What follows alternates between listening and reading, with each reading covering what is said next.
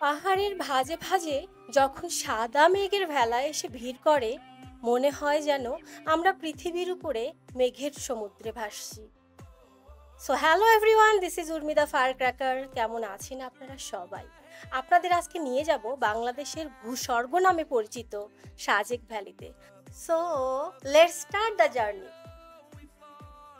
আমরা saint martin Robi express বাসে উঠেছিলাম পান্থপথ থেকে রাত 10টা 30 মিনিটে। বাসের ভাড়া ছিল 1700 টাকা। আপনারা চাইলে আরো কম ভাড়ায় নন এসি বাসে যেতে পারবেন।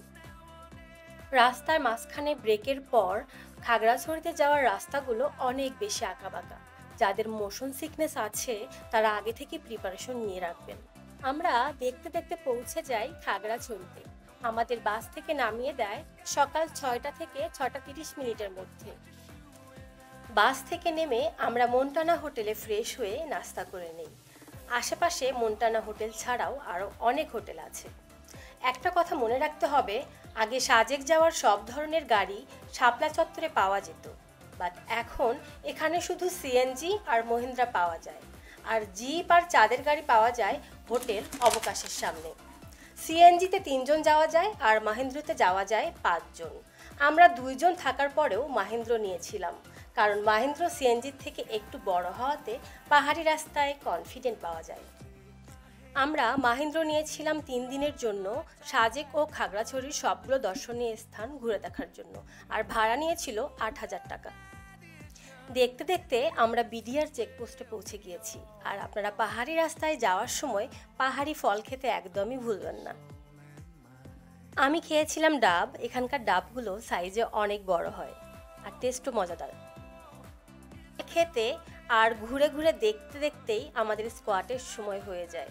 আমাদের স্কোয়াটের সময় ছিল 10টা 30 মিনিট।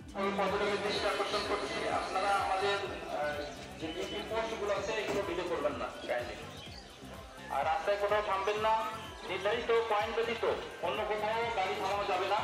পুলিশ স্কটের সামনে কোনো অবস্থাতে যাওয়া যাবে না।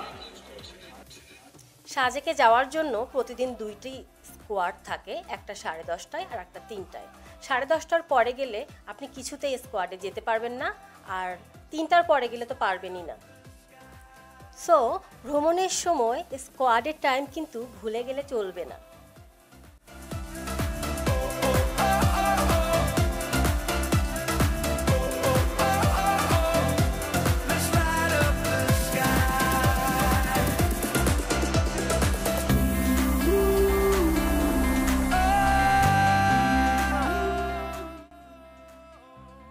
সাজেকে মেঘের খেলা দেখা ছাড়াও সবথেকে আকর্ষণীয় জিনিস হচ্ছে সাজেকে ওঠা এবং নামার রাস্তাটি। জীবনের অনেক কিছুই ভুলে গেলেও আপনি এই জার্নির কথা কখনোই ভুলবেন না। এই জার্নি আপনার হৃদয়ের অকপটে লেখা থাকবে।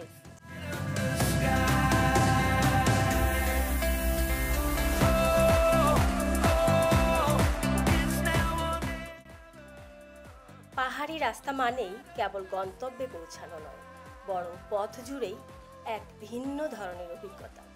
আঁকাবাঁকা পথে গাড়ি যখন উপরে উঠতে থাকে, তখন প্রকৃতি যেন তার সবটুকু সৌন্দর্য উজাড় করে দেয় আমাদের সামনে।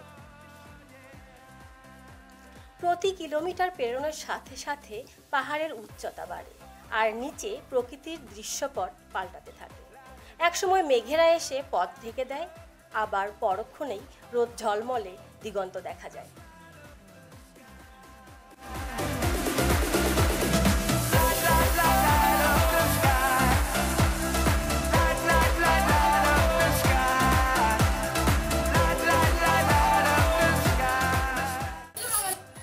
রাস্তার পাশে পাশে দেখবেন ছোট ছোট বাচ্চারা আপনাকে দেখে হাত নাড়াচ্ছে। তার মানে তারা আপনাকে স্বাগত জানাচ্ছে, শুধু তাই নয়, আপনার কাছে কিছু গিফটও চাচ্ছে। কিন্তু স্কোয়াড ছাড়া রাস্তায় দাঁড়ানো একদমই নিরাপদ নয়।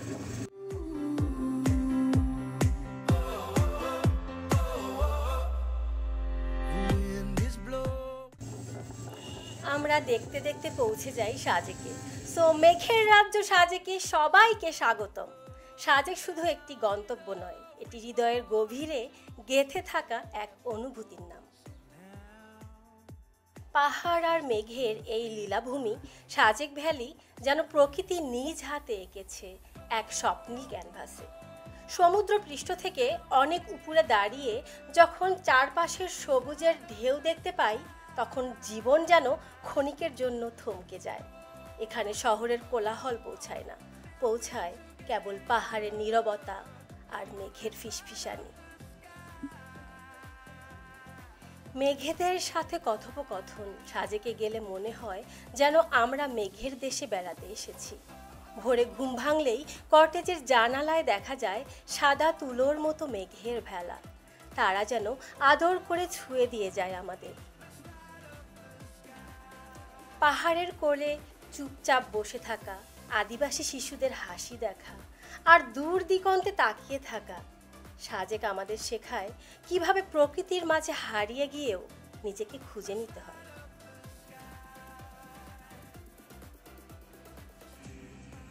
আমরা সাজেকে 2 রাত 3 দিন থেকেছি। সাজেকে আমরা আগে থেকেই কটেজ বুক করে এসেছিলাম। হুটহাট ডিসিশন নিয়ে আসার জন্য ভালো কোনো কটেজ আমরা পাইনি। আপনারা আসার আগে অবশ্যই কটেজ বুক করে আসবেন এবং কটেজের রিসেন্ট ছবি দেখে আসবেন, কারণ কটেজগুলো এখন আগের মতো মেইনটেইন হয় না। আমরা উঠেছিলাম মেঘপিয়ন রিসোর্টে। এই এরিয়াতে যতগুলো রিসোর্ট আছে সবগুলো মেঘ দেখার জন্য বেস্ট ভিউ পাওয়া যায়, কিন্তু অনেক পুরাতন হওয়ার কারণে ভালোভাবে মেইনটেইন হয় না। আমরা মাহেন্দ্র থেকে নামার পরে মেঘপিয়নের একজন এসে আমাদের জন্য ওয়েট করছিল এবং আমাদের ব্যাগগুলো রিসোর্ট পর্যন্ত নিয়ে যায়। এবং দেখতে দেখতে আমরা আমাদের রুম পর্যন্ত পৌঁছে যাই।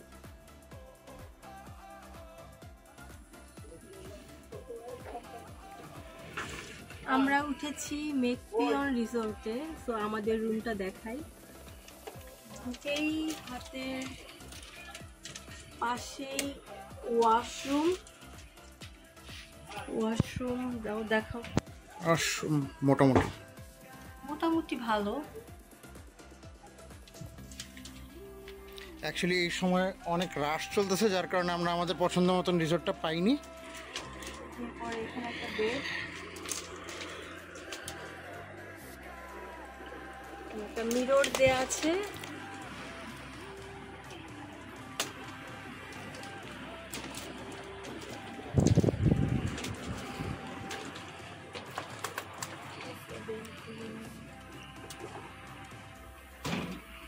আছে সুন্দর একটা দোলনা। নাইস না? পড়ে যাব?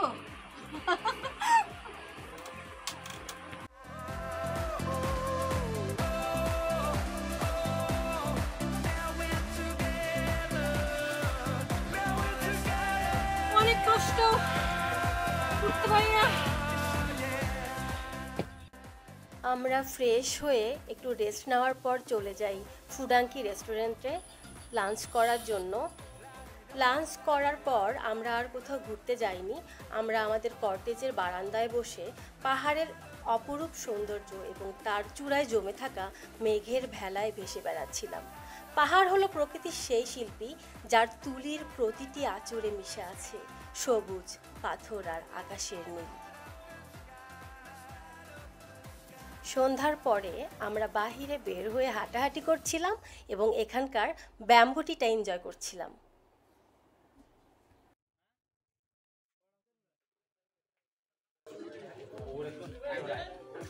ব্যাম্বো দুধ চা, আমি কিন্তু কখনোই ব্যাম্বো চা খাইনি, আজকে খাই। খালি ব্যাম্বো আর ব্যাম্বো খাও।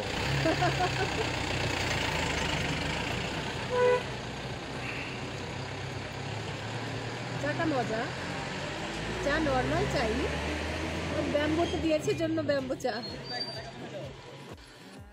এরপর ডিনার করে আমরা চলে যাই আমাদের কটেজের ব্যালকনিতে। সেদিন ছিল পূর্ণিমার রাত। যে রাতে পূর্ণিমার চাঁদ পাহাড়ের চূড়ায় বিশ্রাম নেয়, সে রাত হয় পৃথিবীর সবচেয়ে মায়াবী রাত। পাহাড় আর তার বিশালতা নিয়ে দাঁড়িয়ে থাকে ধ্যানে মগ্ন সন্ন্যাসীর মতো, আর সেই ধ্যানে নীরবতাকে ভঙ্গ করতে আসে রূপালী আলো নিয়ে আমাদের প্রিয় পূর্ণিমার চাঁদ। পরের দিন সকালবেলা আমরা ভোরের আলো ফোটার আগেই উঠে গিয়েছিলাম। এতটাই এক্সাইটেড ছিলাম যে অ্যালার্ম দিয়ে রেখেছিলাম, বাট অ্যালার্ম বাজার আগেই উঠে গিয়েছিলাম। সাজেকে ভোরবেলা বেশ ঠান্ডা ছিল। ভোরের স্নিগ্ধ বাতাস আর দূর পাহাড়ের নীরবতার শব্দে আমাদের প্রাণ জুড়িয়ে গিয়েছিল। যে দৃশ্য আমাদের চোখে পড়ল তা এক কথায় অবিশ্বাস্য। নিচে উপত্যকা জুড়ে সাদা মেঘের এক বিশাল সমুদ্র, যেন দিগন্ত পর্যন্ত তুলোর ভেলা ভেসে বেড়াচ্ছে। এই মুহূর্তে মেঘ আমাদের স্পর্শ করে বেলকুনি পর্যন্ত চলে এসেছিল। মনে হচ্ছিল আমাদের কর্টেজটি মেঘের সমুদ্রের মাঝে ছোট্ট একটি দ্বীপ। মেঘেরা নিচ থেকে ধীরে ধীরে উপরে উঠে আসে, কখনো পুরো কর্টেজকে ঢেকে দেয়, আবার পরক্ষণেই সরে গিয়ে পাহাড়ের চূড়াগুলোই উকি দেয়। এই লুকোচুরি খেলা মনকে মুগ্ধ করে তোলে।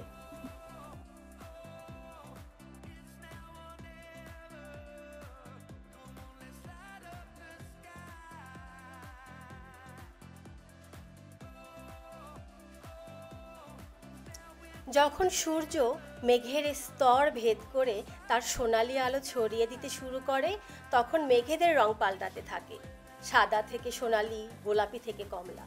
এই দৃশ্য দেখতে দেখতে মনে হয় যেন জীবন সত্যিই কত সুন্দর। সাজেকে গেলে তাড়াতাড়ি ঘুম থেকে ওঠার এই সুযোগটি হাতছাড়া করবেন না, কারণ সাজেকের আসল সৌন্দর্য লুকিয়ে আছে তার ভোরে। ভোরের মেঘের ভেলা আপনাকে মনে করিয়ে দিবে জীবন কতটা স্বপ্নময় হতে পারে। এরপর আমরা বের হয়ে সাজেকের আশেপাশের জায়গা এক্সপ্লোর করতে থাকি। এরপর চা খেয়ে আমরা কটেজে ব্যাক করি, কারণ কটেজে আমাদের ব্রেকফাস্ট ইনক্লুড ছিল, আর ব্রেকফাস্টে দিয়েছিল খিচুড়ি এবং ডিম। রিসোর্টের অবস্থা খারাপ থাকায় আমরা পরের দিন আমাদের রিসোর্টটি চেঞ্জ করে ফেলি। সো আমরা একবারেই রেডি হয়ে ব্যাগ নিয়ে বের হয়ে পড়ি ঘোরার জন্য, এবং ঘোরাঘুরি শেষে আমরা নতুন কটেজে চেক ইন করব। সাজেকে ঘোরাঘুরির জায়গা বলতে লুসাই গ্রাম, সাজেকের একমাত্র মসজিদ, হেলিপ্যাড এবং কংলাক পাহাড় আছে। আমরা প্রথমেই লুসাই গ্রামের দিকে রওনা হচ্ছি।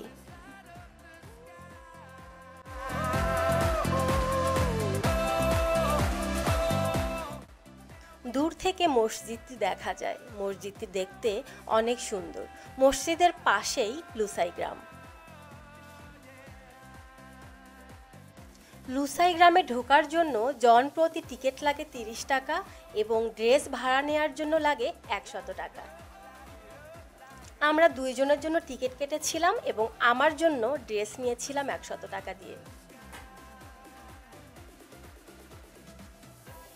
পাহাড়ি মেয়ের ড্রেস পরার সাথে সাথেই নিজেকে পাহাড়ি কন্যা মনে হচ্ছিল এবং আমি ঢং করে করে নাচতেছিলাম এবং অনেক মজা করছিলাম। এখানে গেলে ওদের ঐতিহ্য, ওদের ঘরবাড়ি, পোশাক পরিচ্ছদ, ওদের আত্মরক্ষার জন্য অস্ত্র এবং ওদের জীবনযাপনের একটা সুন্দর চিত্র পাওয়া যায়। তাছাড়া ওদের মুক্ত মঞ্চ ছিল এবং ছিল দোকানদার ছাড়া দোকান। সেখান থেকে আপনি নিজের ইচ্ছে মতো জিনিস নিতে পারবেন এবং নির্দিষ্ট জায়গায় টাকা রেখে দিবেন।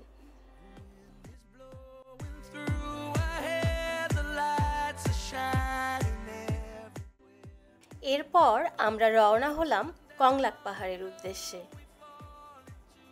যদিও এই পথেই হেলিপ্যাড পড়ে, কিন্তু আমরা হেলিপ্যাডে আসব বিকেলবেলা। আচ্ছা, একটা মজার কথা বলি। পাহাড়ে আসার আগে, মানে সাজেকে আসার আগে আমার মনে হয়েছিল সাজেকে বুঝিয়ে অনেকগুলো রাস্তা আছে, কিন্তু না, সাজেকে একটাই রাস্তা এবং সাজেকে যতগুলো দর্শনীয় স্থান আছে সেই সব কিছু একটা রাস্তার মধ্যেই।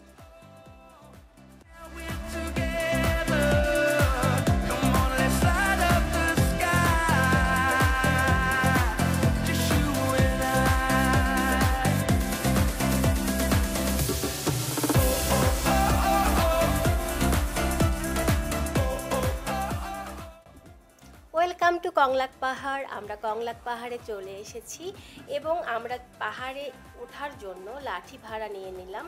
প্রতিটা লাঠির মূল্য ছিল 10 টাকা করে। পাহাড়ে গেলে কিন্তু অনেক এনার্জি নিয়ে যেতে হবে, কারণ পাহাড়ে ওঠার জন্য অনেক কষ্ট করতে হয়। তবে ওঠার পর আপনার সব ক্লান্তি পাহাড়ের অপরূপ সৌন্দর্যের কাছে মিলিন হয়ে যাবে। তবে বেশি বয়স্ক লোকের পাহাড়ে না ওঠাই ভালো। পাহাড়ের চূড়ায় ওঠার কষ্ট ভুলে যাই যখন দেখি পুরো পৃথিবীটা আমার পায়ের নিচে।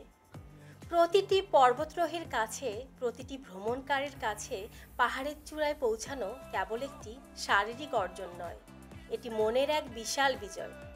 দীর্ঘ পথ হাঁটার ক্লান্তি, শ্বাস প্রশ্বাসের কষ্ট আর শরীরের প্রতিটি পেশির যন্ত্রণা সব কিছু মুহূর্তেই হাওয়া হয়ে যায় যখন আমরা চূড়ান্ত লক্ষ্যে পৌঁছাই। চূড়ায় পৌঁছানোর সাথে সাথেই মনে হয় যেন জীবনের এক বড় চ্যালেঞ্জ জয় করা হয়েছে। উপর থেকে নিচে তাকানো এক ভিন্ন অনুভূতি দেয়। পুরো উপত্যকা, নদী, বন সব কিছুই ছোট দেখায়। এই দৃশ্য আমাদের শেখায় যে জীবনকে এক বৃহত্তর দৃষ্টিকোণ থেকে দেখলে অনেক সমস্যাই তুচ্ছ মনে হতে পারে। পাহাড়ের চূড়ায় দাঁড়িয়ে আমরা উপলব্ধি করি জীবনের আসল সার্থকতা গন্তব্য নয়, বরং সেই দুর্গম পথে।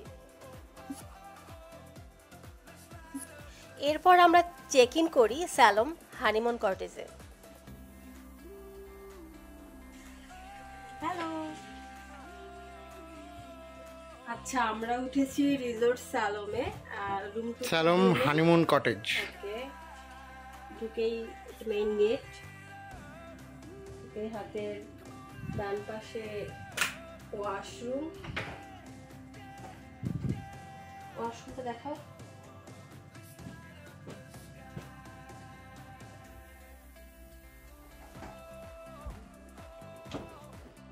এরপর এখানে আছে একটা মিরর।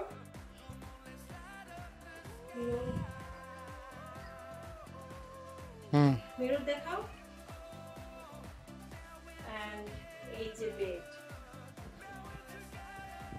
আর সব থেকে অ্যামেজিং যে বিষয়টা সেটা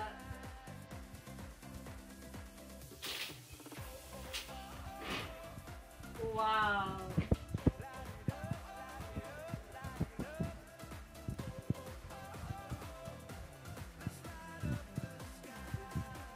দোলনা আছে তোমার একটা।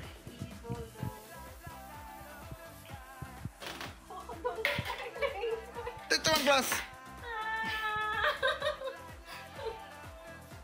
দোলনাটা কমফোর্টেবল না। আচ্ছা আমরা কালকে ছিলাম মেকপিয়ন রিসোর্টে। রিসোর্টটা ভিউটা ছিল অনেক বেশি ভালো, বাট ওখানকার রুমগুলো এবং এভরিথিং খুব একটা বেশি ভালো ছিল না। সার্ভিস একদমই ভালো ছিল না। সার্ভিস ভালো ছিল না। আর মেকপিয়নের একসময় মেকপিয়ন একটা প্রিমিয়াম হোটেল ছিল, বাট এখন ওটা পুরান হয়ে গেছে। ওটার ভিউটা অনেক বেশি ভালো, বাট ওখানকার কিন্তু মেইনটেইন করে না ওরা, আর কি পুরান হয়ে গেছে। সব পুরাতন হয়ে গেছে, বেড থেকে শুরু করে এভরিথিং মানে সাথে একটা ভাব। এজন্য আমরা আজকে আবার অন দি আদার হ্যান্ড এইটা অনেকটা বেটার, অনেক বেটার। যদিও আমরা অরিজিনালি যেই রিসোর্টগুলো আসতে চাইছিলাম, মানে মেঘপুঞ্জি, মেঘপল্লী, এগুলো ছিল টার্গেট, এরকম 3-4টা। কোনোটাতেই আমরা আসলে, যেহেতু সিজন চলতেছে, কোনোটাতে আমরা সিট পাই, আই মিন আমরা হুট করে প্ল্যান করে, হ্যাঁ হঠাৎ করে প্ল্যান করার কারণে আমরা ওগুলোতে কোনো ইয়ে পাইনি। প্ল্যান করে চলে আসছি সো দ্যাট আমাদের ভালো আরো ভালো কোনো রিসোর্টে আমরা পাই। ওটাই। So next time maybe. আমরা রুমে গিয়ে ফ্রেশ হওয়ার পর লাঞ্চ করার জন্য বের হয়ে যাই। শুক্রবার থাকার কারণে অনেকেই যারা সাজেকে এসেছিল, যারা রুম বুক করে আসেনি, তাদের অনেক কষ্ট হচ্ছিল, কারণ সেদিন ছিল অনেক বেশি বাতাস। এর কারণে তারা অনেক কষ্টে পড়েছিল। সো কেউ আসার আগে অবশ্যই রুম বুক করে আসবেন। আমরা লাঞ্চ করতে গিয়েছিলাম রেস্টুরেন্ট জুম্বাবিতে। এখানে অনেক পপুলার রেস্টুরেন্টের মধ্যে জুম্বাবি একটি। ওদের ইন্টেরিয়রটা অন্যান্য সব রেস্টুরেন্টের থেকে বেস্ট। পাহাড়ের উপরে ঘটা করে বড় কিছু করা খুবই কষ্টের, কারণ সব কিছুই নিচে থেকে পাহাড়ে উঠানো হয়। তাই পাহাড়ের সব স্থাপনা ইকো ফরম্যাটের। অর্ডার করছো?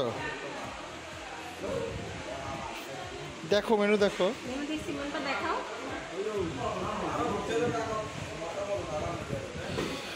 সো মেনু হলো এটা,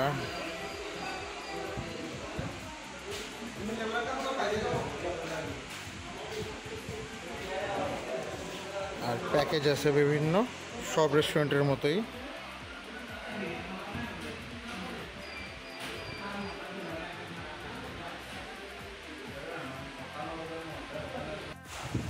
রেস্টুরেন্টগুলোয় বেসিক্যালি খাবার এই পর্যন্ত যতগুলো অলমোস্ট 19-20 সবগুলোই একই, আইটেমও সেম, টেস্টও অনেকটা কাছাকাছি। মানে মাত্র 2টা রেস্টুরেন্ট ট্রাই করছি, এটা থার্ড, আর প্রাইসও 19-20 ডিফারেন্স। মানে থিং ইজ পাহাড়ের উপরে নো ম্যাটার হোয়াট ইউ ইট, খাবারও একই রকম, প্রাইসও একই রকম, অনেকটা আর কি।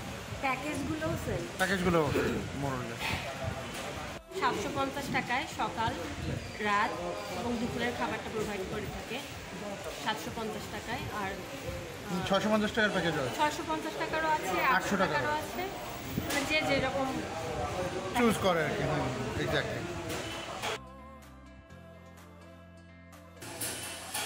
এরপর রুমে গিয়ে ফ্রেশ হয়ে একটু রেস্ট নেই এবং সাজুগুজু করে আমরা চলে যাই হেলিপ্যাডে, কারণ হেলিপ্যাড থেকে সূর্যাস্ত দেখতে অনেক বেশি ভালো লাগে।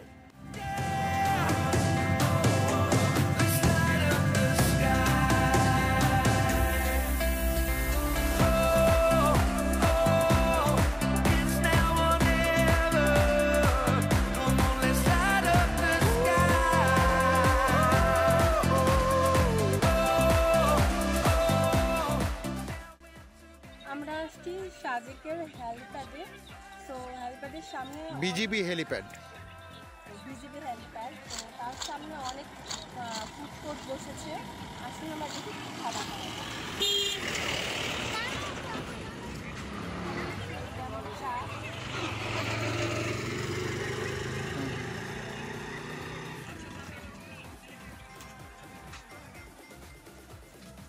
এখানে অর্নামেন্ট দেখো।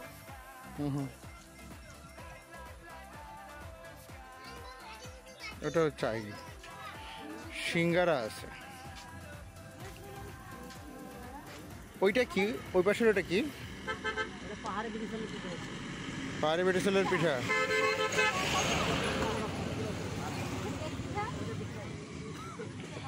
আমার দেশে বাড়ি কি উত্তরাঞ্চলে নাকি? চাঁদপুরে না? বেটি সেল করেন তো? ব্যাম্বু শুট, এই যে বাঁশের ইয়ে দিয়ে চিকেন তৈরি করা, এটা ব্যাম্বু শুট রোল না?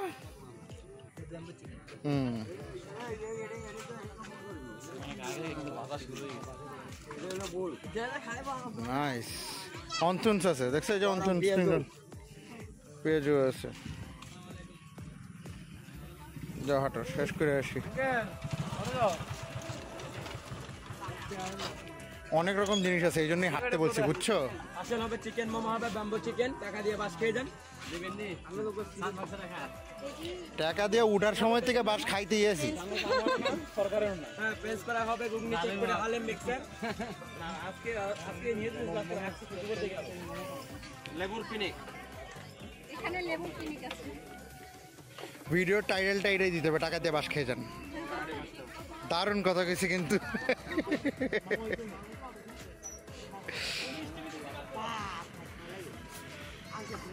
চটপটি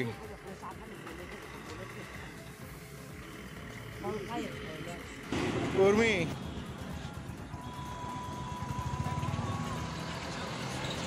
এখানে কি? ম্যাক্সিমাম ফুড কোর্টেই সেম ফুড পাওয়া যাচ্ছে। না, একটু একটু করে ডিফারেন্ট আছে অনেকগুলোতে।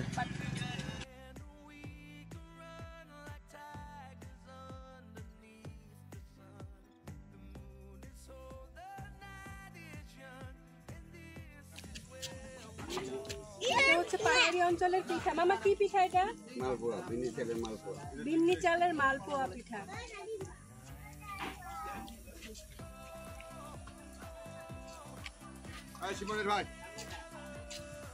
আমরা আমাদের ওখানে যে তেল পিঠা খাই, মালপোয়া পিঠা সেম, বাট একটু ফ্লাফি, একটু ফ্লাফি ডিফারেন্ট। ফ্লাফি। পেঁয়াজটা মজা ছিল কিন্তু। আচ্ছা, খেতে খেতে কিছু ইম্পর্টেন্ট কথা বলে নেই। আপনাদের আগেই বলেছি যে আমরা 2 দিন 2টা রিসোর্টে ছিলাম। আমাদের দুইটা রিসোর্টেই মিজোরাম ভিউ ছিল। ওই পাশটাতেই মেঘের দেখা তুলনামূলক বেশি পাওয়া যায়। মেঘপিয়নে আমরা এক রাতে লেগেছিল 4,000 টাকা এবং স্যালোমে লেগেছিল 5,500 টাকা। মিজোরাম ভিউয়ে রিসোর্টগুলোর ভাড়া একটু বেশিই হয়। আপনারা আসার আগে একটু দামাদামি করে আসবেন, যা আমরা করে আসি নাই।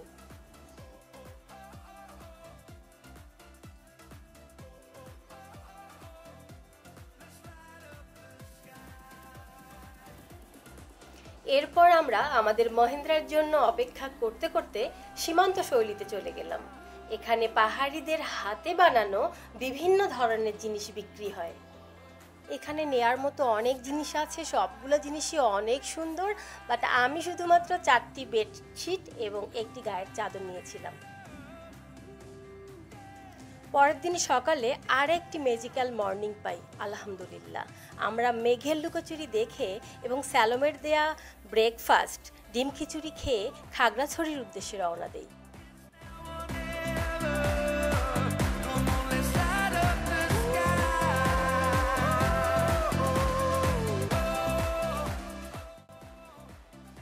আমরা সাজেক থেকে নেমে আলুটিলা গুহা, রিচাং ঝর্ণা এইসব দেখার কথা।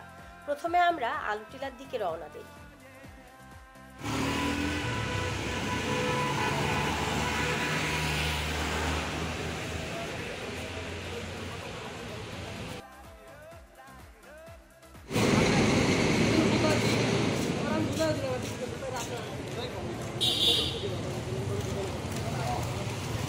ভিডিও করতে সাজেক ভ্রমণ শেষে এবার এসছি খাগড়াছড়ির আলুটিলাতে।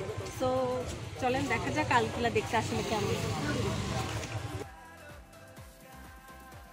যারা সাজেক থেকে আলুটিলার দিকে যাবেন তাদের কিন্তু অনেক এনার্জি নিয়ে আসতে হবে, কারণ এতক্ষণ জার্নি করে আলুটিলায় আসার পরে আবার পাহাড় বেয়ে অনেক উঁচুতে উঠতে হবে, অনেক জায়গা ধরে হাঁটতে হবে এবং উঁচু থেকে নিচুতে নামার পরে গুহা দেখার পরে আবার কিন্তু উপরের দিকে উঠতে হবে। সো অনেক বেশি এনার্জির দরকার। বাট এখানে সব থেকে মজার বিষয় হচ্ছে আলুটিলা থেকে খাগড়াছড়ি পুরো শহরটা খুব সুন্দরভাবে দেখা যায়, যা দেখে সত্যি সত্যি আপনার চোখ জুড়িয়ে যাবে।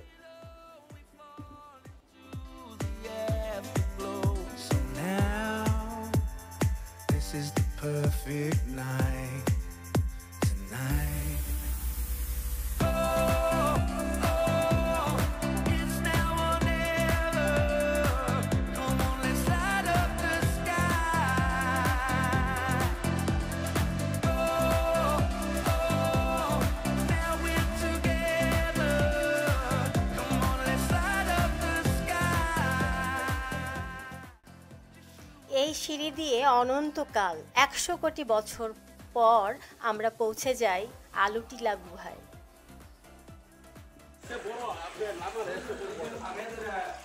ও মাই গড, পানির বোতল মতল ফালায়।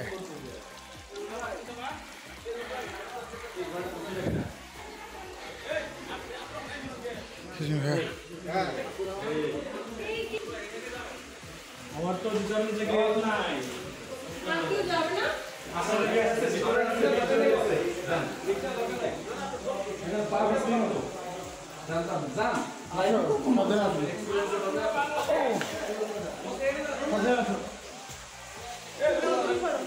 ওইটাই পারবো এইটা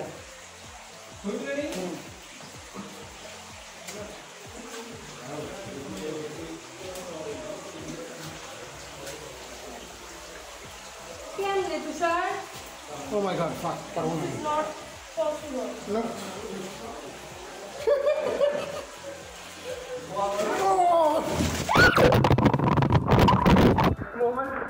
ওয়াটারপ্রুফ সমস্যা নাই।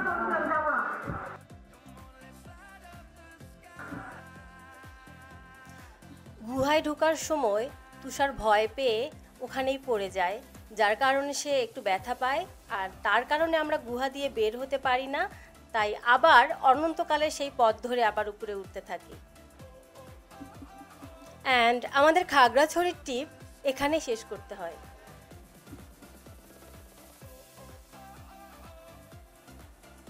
সাজেক আসলে চোখ দিয়ে দেখার চেয়ে হৃদয় দিয়ে অনুভব করার জায়গা। যদি মন খারাপ হয় কিংবা জীবনের একঘেয়েমি কাটাতে চান তবে একবার হলেও এই মেঘের রাজ্যে আসুন।